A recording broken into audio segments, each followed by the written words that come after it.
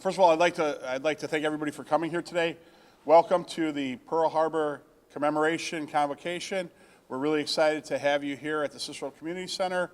We thank Town President Larry Dominick and the Board of Trustees for giving us these great opportunities to learn a little bit of history, to celebrate our own personal history in our community, and to bring history to life through these activities. When this is over, for the class from Unity Junior High especially, and I don't want to steal John's thunder, but there is a relic from the Pearl Harbor attack that you guys will be able to go see. So we'll talk about that, and then when you learn about this in your history book and in your history class, you'll be able to reflect on this moment and this opportunity from our town. I'm Anthony Grazzini, and I'm very thankful to be here to speak. I'd like to welcome our members of the Board of Trustees for the town of Cicero. We have Trustee Parad. And Trustee Garcia. I also see the town grant writer in the back, Jose Alvarez. We have members of the Cicero Police Department here, Ms. Sorensen's class from Unity Junior High. So thank you, everybody, and welcome. This program is exciting. It's important, and it's impactful, because when we talk about historic significance, Cicero is in the heart of everything. So without further ado, I'm going to bring up John Chihoko. I mess up his name every time, but he's our town historian, our former assessor, and he is going to share with you wisdom and historical fact that brings history to life. So, John, come on up. The honor Memorial Day, the honor what was once called Armistice Day and is now called Veterans Day in November, but not as many communities recognize Pearl Harbor Day. We have a special link with Pearl Harbor Day because a man from Cicero, Joseph Philip Stephan, S-T-E-F-F-A-N, was a sailor in the United States Navy on the morning of December 7th, 1941, aboard the battleship USS Arizona. And he was one of those who died aboard the Arizona on that tragic morning. So we have a direct link. And it was our, I can stand here, if this will work better for you. Sure, I'm sorry. So we have a direct link with the Day of Infamy. Some years ago, one of our local VFW chapters recognized this, and they were the spearheads of having a tablet placed on the grounds of the old town hall, which has now been moved to this community center and community town complex, and is out there by the flags honoring Joseph Philip Stephan, who was a sailor aboard the Arizona who died. So we have this direct link with Pearl Harbor Day. And I thought today I would talk to you a little bit about some of the facts regarding Pearl Harbor Day that aren't acknowledged as often. Everyone is probably familiar with the story of the attack on Pearl Harbor.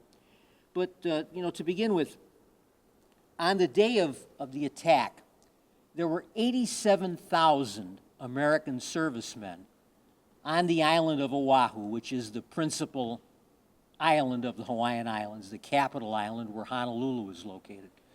87,000 soldiers, sailors, airmen, Marines, probably some Coast Guard.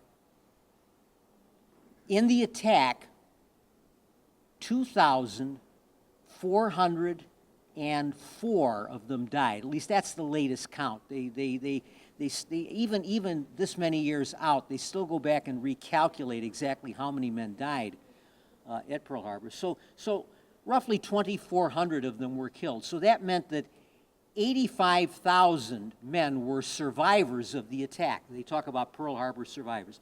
85,000 of those who were stationed there survived the attack.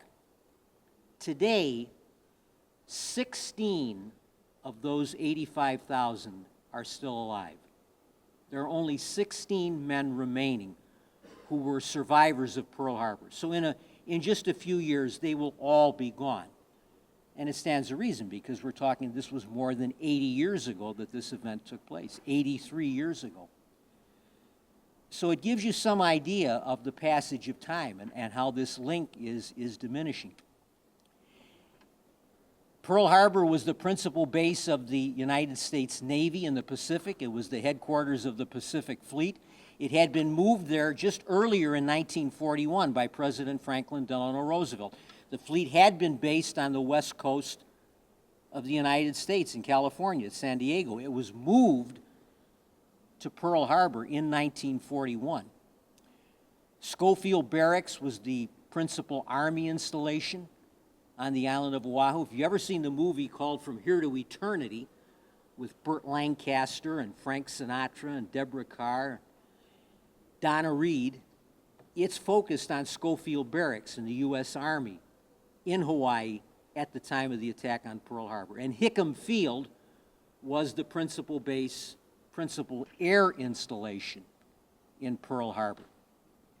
I have to remember, America was a very different country at that time. There was no Defense Department. There was no Department of Defense, no Secretary of Defense. There were two departments, the Army, which was called the Department of War, and the Department of the Navy. They were two completely separate units of government. Each had its own secretary in the cabinet. The Air Force was part of the Army. There was no United States Air Force in 1941. It was the United States Army Air Forces. And if you read the history, you will often see the initials USAAF, United States Army Air Forces. That was how the Army was established. So it was a very different format from what we're familiar with today. But maybe the most telling thing, and I'm going to move out front if you don't mind. How could it launch a war against the United States of America? Today this would sound insane. But Japan thought that America was not ready and was not willing to fight. Japan attacked Pearl Harbor because they thought they could strike a surprise blow, cripple our fleet, which they did, and they thought the next step would be the United States would negotiate. They thought America was not up to waging war. They thought President Roosevelt would appeal to them for terms, for a treaty, for a negotiation, for some settlement, and then they would have a free hand to dominate the Pacific. They looked upon America as a weak nation. They looked upon the America they saw in the movies. They saw American movies, the musicals, the dancers, the singing. They saw America obsessed with baseball in 1941. America was much more concerned with baseball in 1941 than it was with the war that was going on in Europe. They thought this was a country that was weak and unprepared, and all they had to do was strike a blow at us, and we would sue for peace. Germany thought the same thing. We all talk about December 7th, 1941. We tend to forget yesterday's date, December the 11th, 1941. On December the 11th, Adolf Hitler went to the rostrum of his Reichstag, his dummy parliament, and declared war on the United States. And the Reichstag, of course, unanimously voted war with the United States. Why? He wasn't obligated to do it.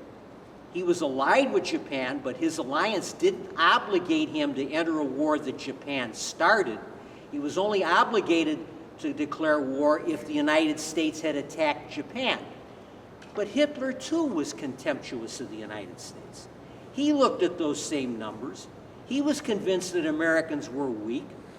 He once said, America, all they have are millionaires, baseball players, soda jerks.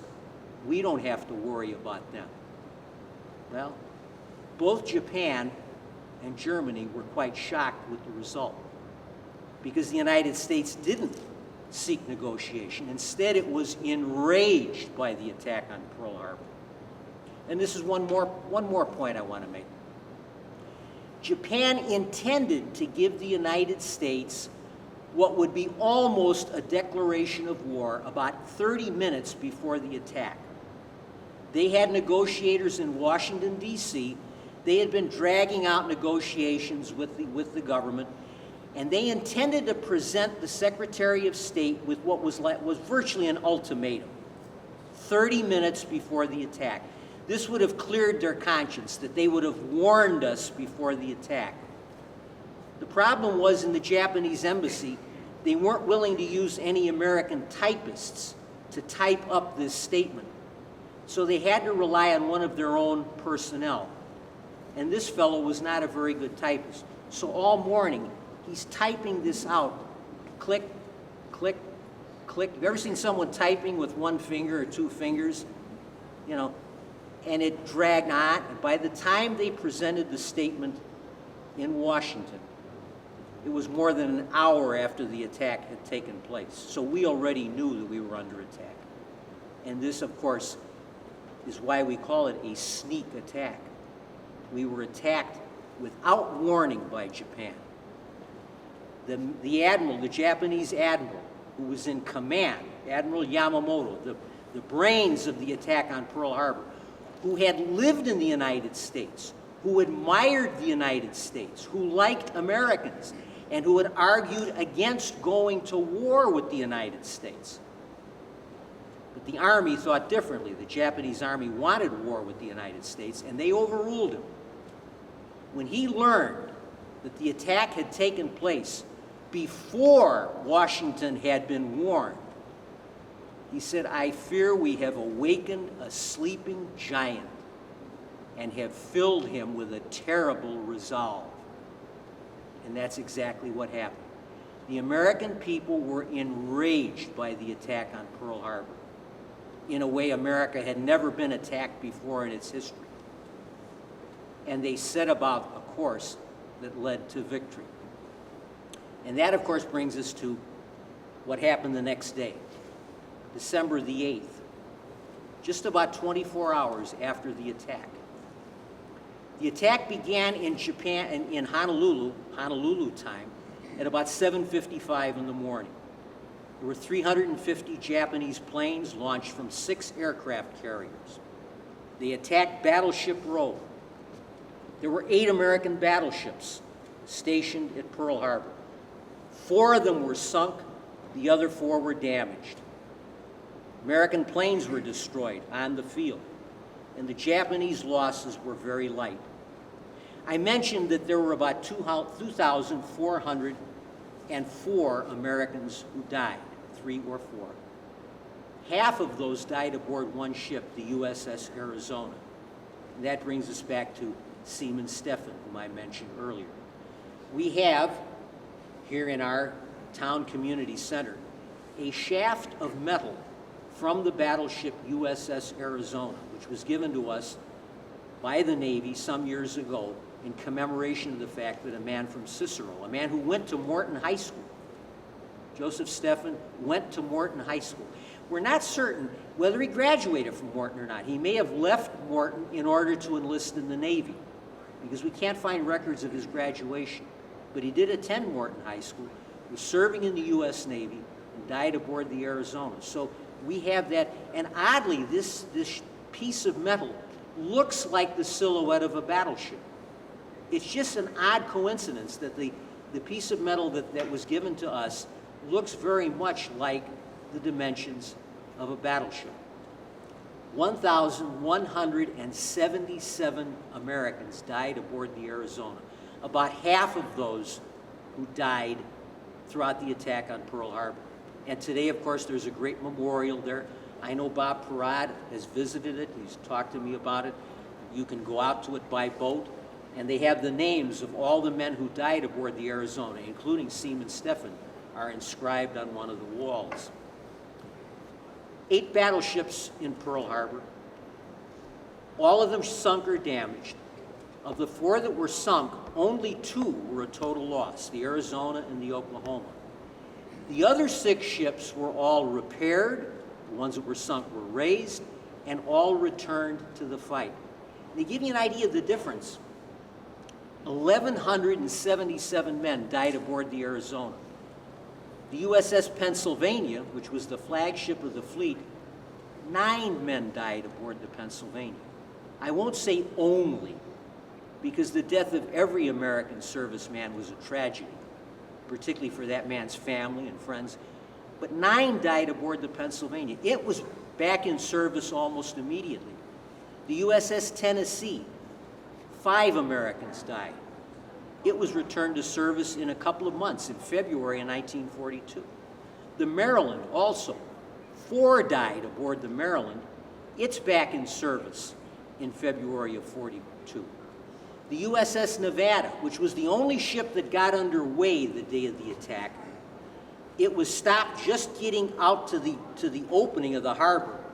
And when it was struck, the captain veered it off so that it was beached, so that it wouldn't block the entrance to Pearl Harbor. The Nevada winds up on D-Day in Europe, off the coast of Normandy, bombarding German installations, German fortifications at D-Day. One of the ships that was damaged at Pearl Harbor is there at D-Day, striking back at the Nazis.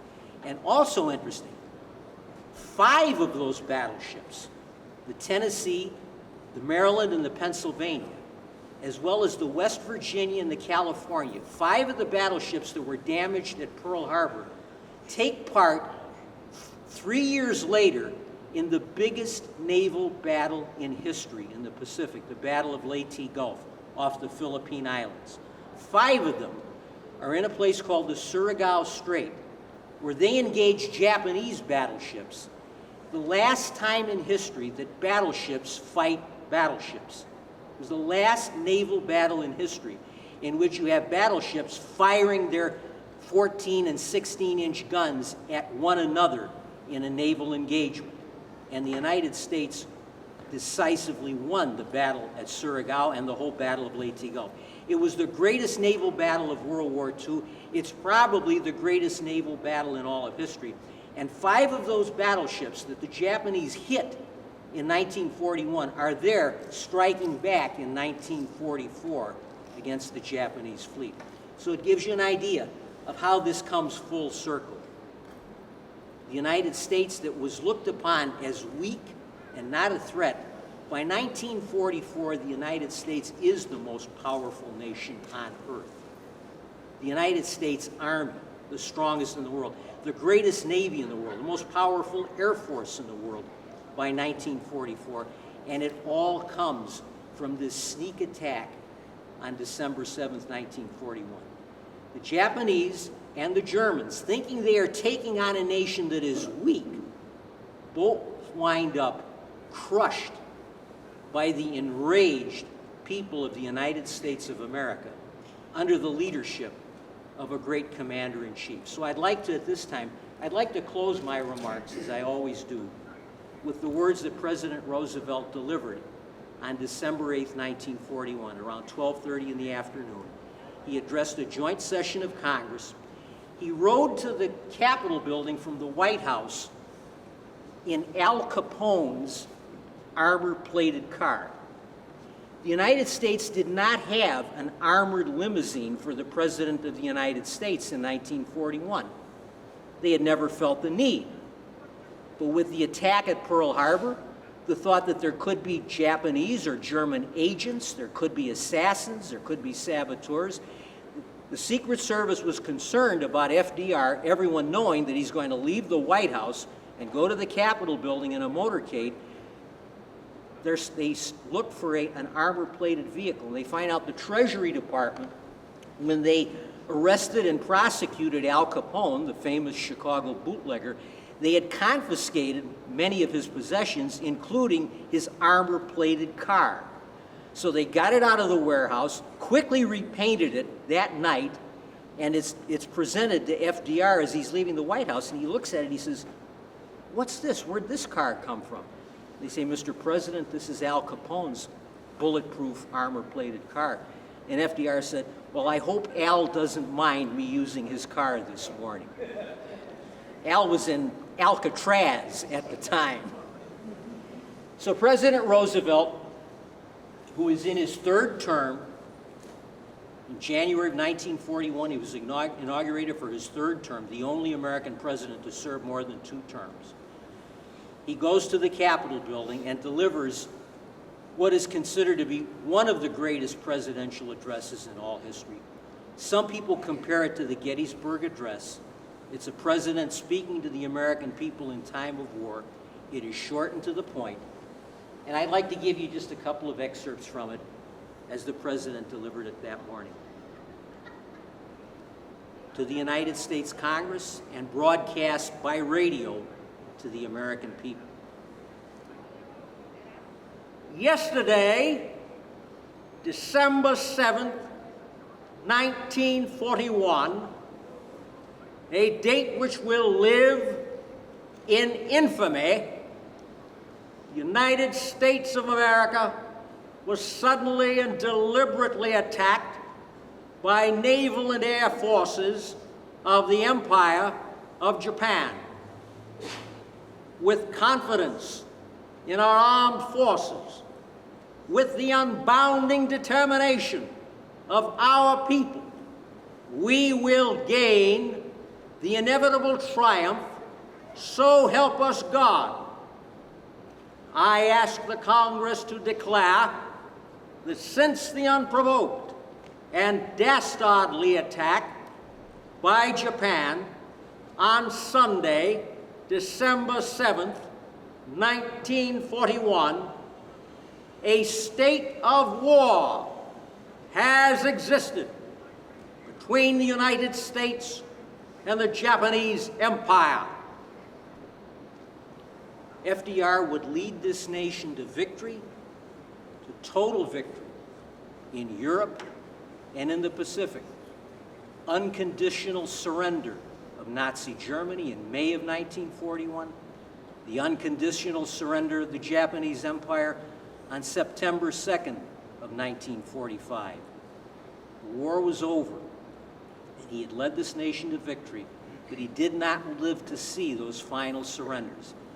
FDR tragically died at Warm Springs in Georgia on April the 12th of 1945, just a few weeks before the surrender in Europe, a few months before the surrender in the Pacific. But his leadership makes him one of the greatest presidents in our nation's history. FDR's domestic record, the New Deal, is subject to political controversy between Democrats and Republicans, liberals and conservatives. But as a commander-in-chief in World War II, he was superb and stands with Washington and Lincoln as one of the greatest presidents in the history of the United States. And that speech galvanized the American people to win through to victory. And it's an interesting thing. Let me just call it. He doesn't ask God to give us victory. He doesn't say, may God grant us victory. He says, we will gain the inevitable triumph, so help us God. He's making a pledge to God that we will gain absolute victory. And he's promising that to the American people. And it's exactly what took place. So that is why it's appropriate. We remember those who died at Pearl Harbor, remember the tragedy of the attack, but also remember that it united the American people as they had not been united before, and that under FDR's leadership, we won through to absolute victory. So let's always remember Pearl Harbor. So thank you for attending today's convocation. Again, thank you to Town President Larry Dominick, the Board of Trustees, everybody attending, especially to John for that impassioned performance and an impassioned speech. Thank you again. Thank you.